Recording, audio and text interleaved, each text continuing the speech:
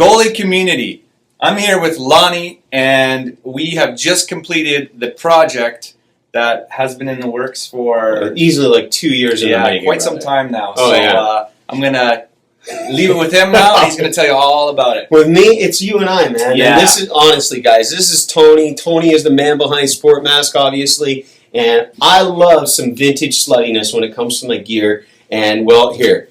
We all recognize this lid here, the SK2000 HM30 Classic Combo. Let's go new school now.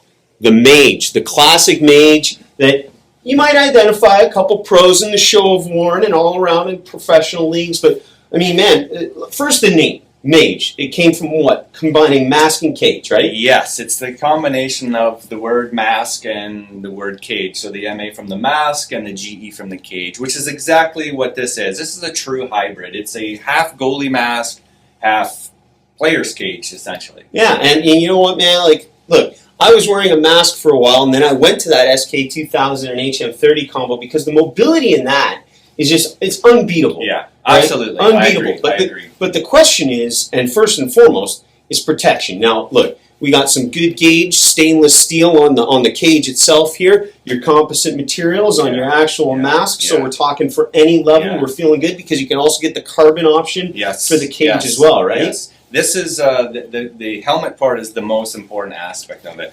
I mean, prior to this, I mean, you guys had the player's helmet, which is plastic, and it's really flexible, and in my eyes, not suited for goaltending. No, definitely not. Now, you were talking about this off camera before, actually, with the way the mask kind of works and gets you some give. Yes. It's sort of like you take that shot, it's not all boom, and you're just taking all the impact. And as far as comfort level goes too, I mean, like you said, I mean, we've got a telescoping backplate. The cage is floating, so it's the fit is dynamic, so to speak. So as you move, you're not stuck with something like a player's helmet that's got no give on it.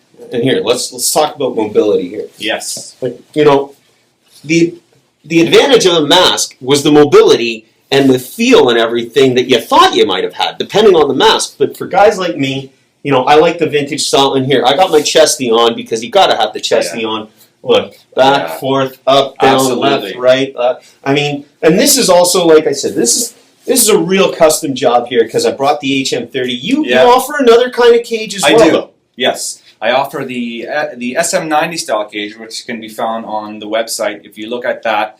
You even have another mask with it on. Yeah, pull that sucker out. It's got that little extension on the chin right there, so it's a little, and you've even rounded off the edges a bit. I did. If you hold that up side by side, I've lopped off this wire here. I think it's a little bit redundant to have the wire section over the ears because this is a composite shell. It's protective enough. I mean, back in the day when you had this over the helmet, they had the open ears, so this is necessary. But it also cleans up the look, I believe, a little bit, and or maybe a lot, depending on who you ask. So and that was the purpose of that. It's just to clean up the look. And this here, it was definitely modeled after this cage. I just extended the bottom of this maybe about a half an inch, so it's not overly long where you're going to start to bump it. We kind of cut out the bit of the throat guard necessity. Because some tenders out there don't like the dangler, exactly. Right? And this is precisely why I designed this, is with that professional goalie input who didn't want to wear the dangler or the Lexan throat guard and did want. So depending on how he felt, either morning skate or games or when he was off or whatever, you know, he wanted it on and off, that option. And to have a really short chin, you really need the dangler, so it's not an option to not wear one. Yeah, and I mean, I got to tell you, we've been talking about this for a while. Like I said, this is a project 2 years in the making. Yeah. I'm kind of slutty about my vintage look, but Tony making it the reality that he is. Yeah.